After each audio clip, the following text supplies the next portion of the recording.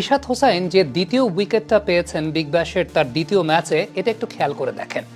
যে লেন্থ থেকে রিশাদ হোসেন উইকেটটা আদায় করে নিয়েছেন, এই লেন্থে যদি আমাদের সাবকন্টিনেন্টাল উইকেট, বিশেষ করে আমাদের বাংলাদেশের উইকেটে বল করা হয়, সেটা যথেষ্ট বাজে বা যথেষ্ট খারাপ একটা বল, কিংবা কোনো একটা ট্রায়ালে যদি কোনো একজন লেগ স্পিনার গিয়ে ওই লেন্থে বোলিং করেন, তাহলে তাকে নেট থেকে বের করে দেওয়া হবে। কিন্তু অস্ট্রেলিয়ান কন্ডিশনে ওইটা একটা ভালো জোন বোলিং করার জন্য লেগ স্পিনারদের। এক্স্যাক্টলি অস্ট্রেলিয়ান কন্ডিশনে ওই লেন্থে বল পড়লেও সেটা গুড বল যদি আপনার বলে পেস থাকে।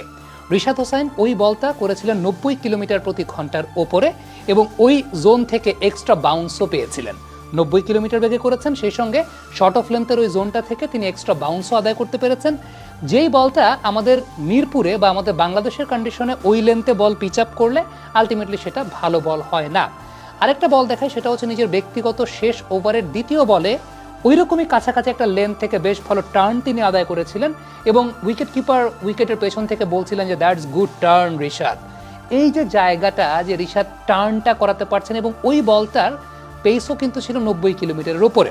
লেন্থের কথাটা বলছি, দুটা বল আপনারা দেখলেন, এই দুইটা বলই কিন্তু একটু পেছনের লেন্থে বোলিং করে রিশাদ আলটিমেটলি ব্যাটারকে বেঁধে রাখতে সক্ষম হয়েছেন।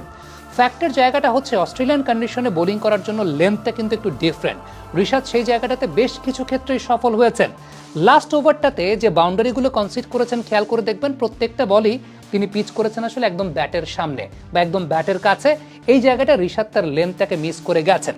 রিশাদ লেন্থটাকে মিস করে যাওয়ার পেছনে অন্যতম বড় কারণ আমি বলবো যে এর আগে কয়েকটা বল দেখা গিয়েছিল যে ওই পেছনের লেন্থে বল রাখতে গিয়ে রিশাদ কিন্তু লেগ স্ট্যাম্পের বাইরে বল করে ফেলছিলেন।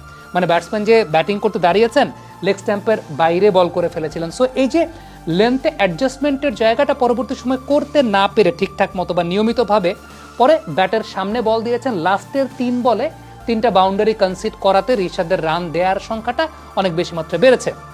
আদারওয়াইজ প্রথম 2 ওভারে কিন্তু রিশাদ দুর্দান্ত বোলিং করেছিলেন, 2টা উইকেট প্রথম 2 ওভারে আদায় করেছিলেন, এবং তখন দেখা যাচ্ছিল যে লেন্থ ম্যানেজমেন্টটা বেশ ভালো করছিলেন। একটা বল কিন্তু আবার উইকেট পেয়েছেন সামনের লেন্থে বল করেই, ব্যাটসম্যান টাইমিংটা প্রপারলি করতে পারেনি। বাট ওই লেন্থে বোলিং করাটাও কিন্তু অস্ট্রেলিয়ান কন্ডিশনে আসলে রিস্কি। বাট রিশাদের বলের টার্ন আছে, ডিভিয়েশন আছে, বলকে ভালো রোল করাতে পারেন। ওই ধরনের বল বা ওই ধরনের সামনে জায়গায় পিচ করার পরও আলটিমেটলি ব্যাটসম্যান যখন শটটা খেলেছেন, শট খেলার পরে কিন্তু টাইমিংটা প্রপারলি হয়নি। ইভেন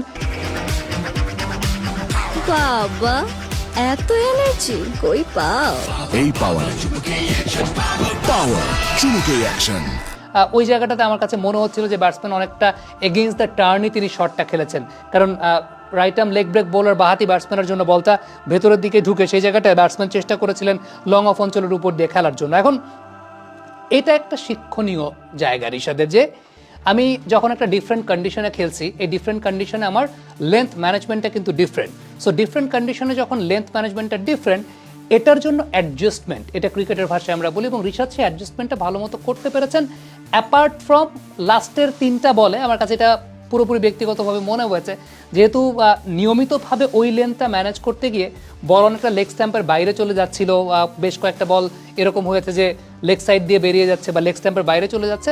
রিশাদ সামনে একটা সেফ অপশন মনে করেছেন, কিন্তু এটাও রিশাদকে মাথায় রাখতে হবে আসলে যে অস্ট্রেলিয়ান কন্ডিশনে কিন্তু ওই লেন্থে বোলিং করলে সেটা সেফ অপশন না। মানে অস্ট্রেলিয়ান কন্ডিশনে লেন্থ একটু পেছনের লেন্থে বোলিং করাটাই আসলে সেফ অপশন।